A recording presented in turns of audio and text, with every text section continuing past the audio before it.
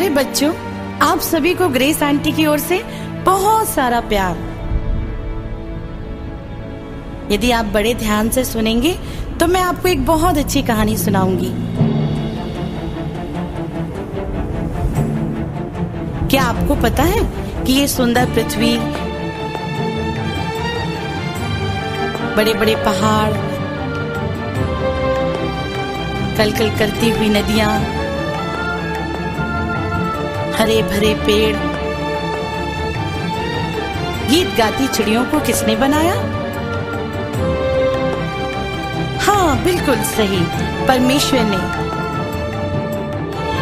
अच्छा, ये बताओ कि सप्ताह में 7 दिन क्यों होते हैं?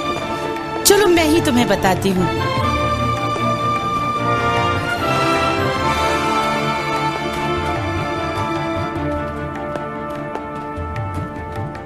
बहुत समय पहले परमेश्वर ने स्वर्ग और पृथ्वी को बनाया।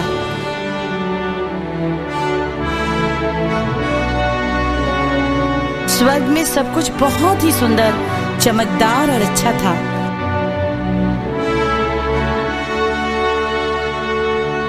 वहां परमेश्वर बस स्वर्गदूतों के साथ रहते थे।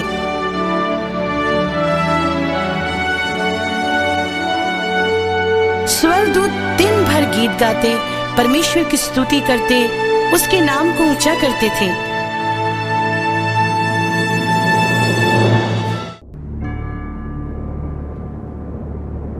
पर पृथ्वी पर कोई भी नहीं रहता था। पृथ्वी बहुत ही ठंडी और सुनसान थी। चारों ओर गहरा अंधेरा था। पृथ्वी के ऊपर पानी ही पानी था। ऐसा लगता था मानो पृथ्वी पानी में डूबी हुई हो। तब परमेश्वर ने सोचा, मैं पृथ्वी को भी सुंदर बनाऊंगा। उसने कहा, उजियाला हो। परमेश्वर के मुंह से जैसे ही ये शब्द निकला, वैसे ही तुरंत उजियाला हो गया और अंधकार दूर भाग गया। अब तो वहां अंधेरा नहीं था, पर चारों ओर उजियाला ही उजियाला था। परमेश्वर यही तो चाहते थे, क्योंकि परमेश्वर जो कुछ आज्ञा देते हैं वैसा ही हो जाता है। परमेश्वर ने उजियाले को देखा और कहा, ये तो बहुत अच्छा है। और फिर शाम हो गई और फिर सुबह हो गई। इस प्रकार पहला दिन हो गया। अब आपको मालूम हो गया कि पहला दिन कैसे बना और पहली रात के आने से वो कैसे समाप्त हो गया।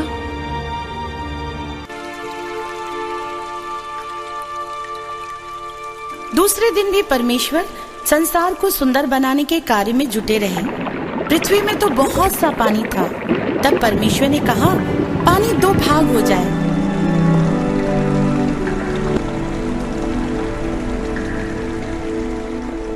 नीचे का पानी पृथ्वी पर और ऊपर का पानी बादल के रूप में ऊपर, और बीच में नीला आकाश बन जाए।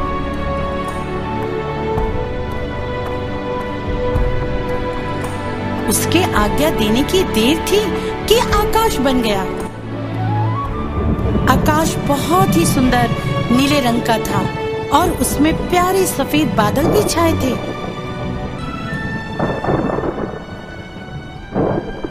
तब फिर से शाम हो गई और दूसरा दिन भी समाप्त हो गया।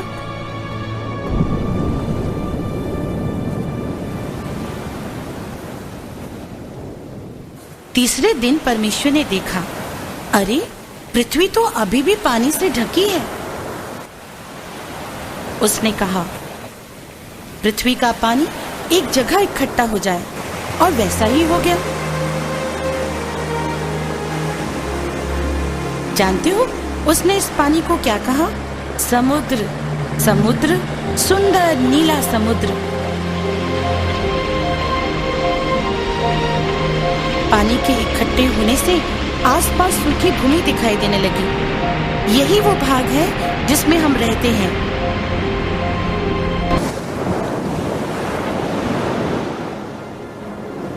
उसके बाद परमेश्वर ने कहा, भूमि पर हर प्रकार के पौधे उग जाएं, पेड़ उग जाएं। वैसा ही हो गया। घास उग गई, तरह तरह के फूलों से भरे पौधे उग गए।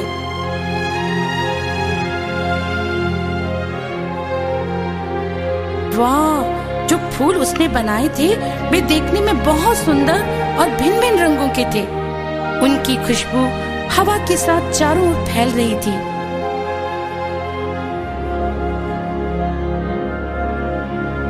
पेड़ भी हवा के मंद मंद झोंकों से आनंद के साथ झूम रहे थे।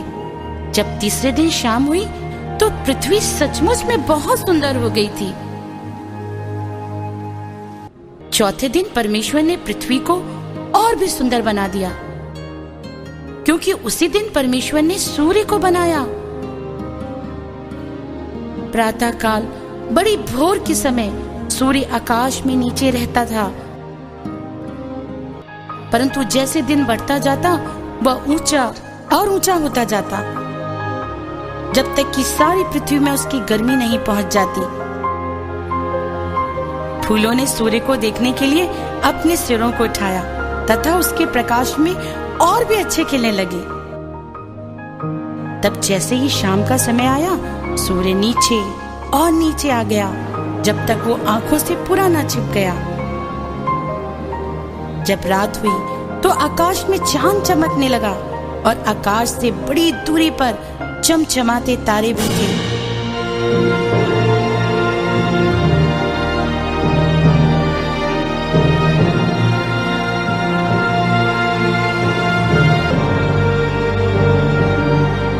परमेश्वर ने कहा, अब से सदा सूर्य दिन में व चंद्रमा रात में चमका करेगा। और इस प्रकार परमेश्वर ने चौथे दिन सूरज, चांद और तारों को बनाया।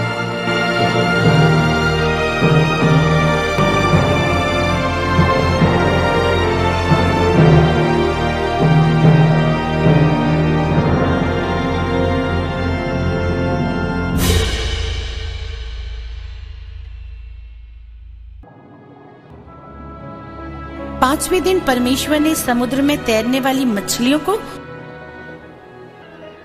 तथा आकाश में उड़ने वाले पक्षियों को बनाया।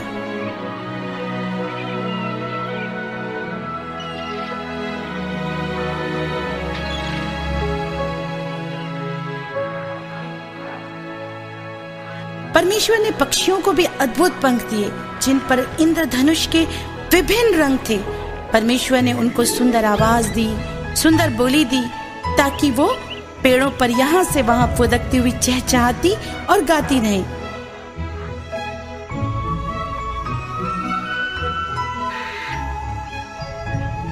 उसने चिड़ियों को उनके घोंसले बनाना भी सिखाया तथा उन्हें बताया कि वे अपने छोटे छोटे अंडों को उसमें रखें, ताकि उनमें से छोटे छोटे बच्चे निकल सकें और वे उनकी देखभाल कर सकें, उनको उड़ना सिखा सकें।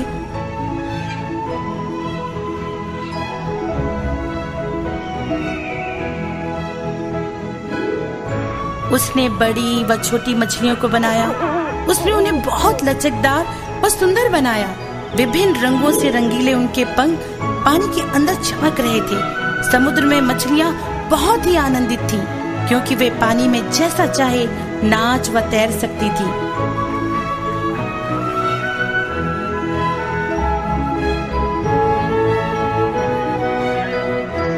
कितना अच्छा था ना ये सब। फिर शाम हो गई और पांचवा दिन भी समाप्त हो गया। फिर सुबह हुई और आया छठवां दिन। छठवां दिन सबसे बड़ा दिन था। उस दिन परमेश्वर ने सब प्रकार की जानवर बनाए।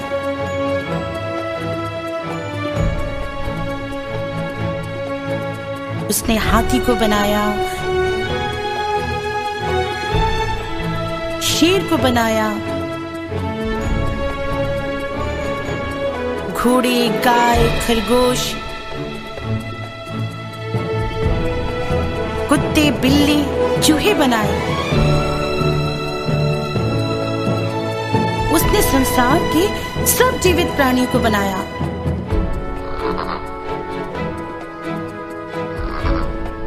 सब कुछ बहुत अच्छा था, बहुत सुंदर था।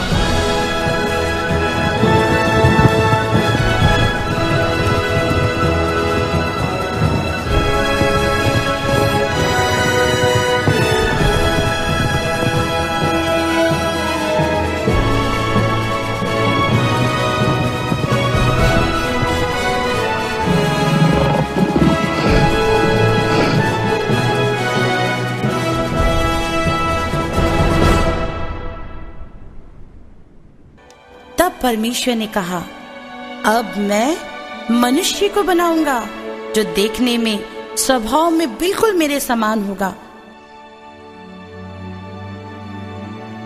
परमेश्वर ने भूमि की मिट्टी को साना और उस गुथी हुई मिट्टी से एक पुतला बनाया। उसकी सुंदर सी नाक, 2 सुंदर आँखें, मुंह, 2 हाथ, 2 पैर, उसका दिमाग, उसका हृदय और भी बहुत सारे सुंदर सुंदर अंग बनाए।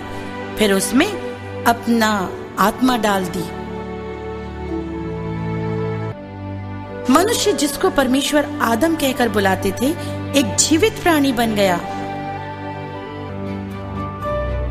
परमेश्वर ने आदम से कहा, आदम, मैं तुझे उन सब वस्तुओं पर राजा बनाऊंगा जिनको मैंने बनाया है। तू सब मछलियों, पक्षियों और पशुओं के ऊपर प्रभुता करेगा।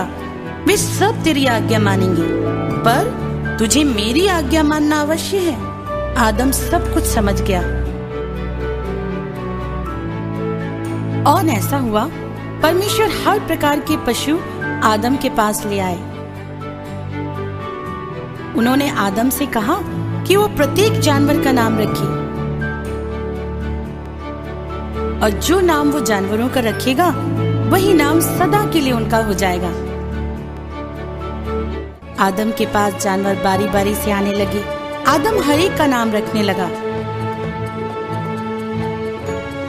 आदम ने जिसका जो नाम रखा वही उनका नाम हो गया। जब सब जानवर आदम के पास से चले गए तो वो एकदम अकेला हो गया। उसके पास कोई साथी न था। परमेश्वर समझ गए कि आदम को अकेलापन लग रहा है। परमेश्वर ने कहा, आदम का अकेला रहना अच्छा नहीं है। मैं उसके लिए एक साथी बनाऊंगा। तब परमेश्वर ने आदम को गहरी नींद में डाल दिया।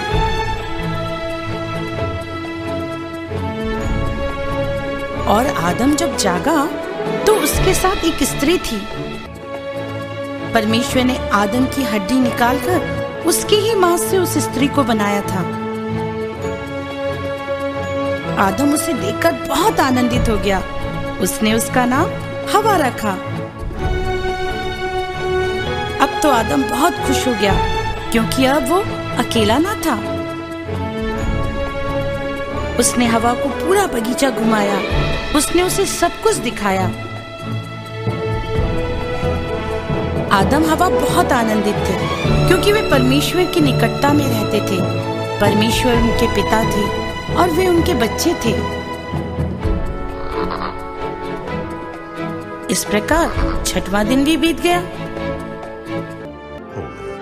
7वें दिन परमेश्वर ने अपना सब काम खत्म कर विश्राम किया, क्योंकि उसने 6 दिनों में सारी वस्तुएं बना ली थी। पूरे संसार में कोई भी ऐसी वस्तु नहीं जिसे परमेश्वर ने नहीं बनाया। अब पता चला कि सप्ताह में 7 दिन क्यों होते हैं, क्योंकि परमेश्वर ने इस पृथ्वी की सब वस्तुओं को 6 दिन में बनाया और 7वें दिन विश्राम किया।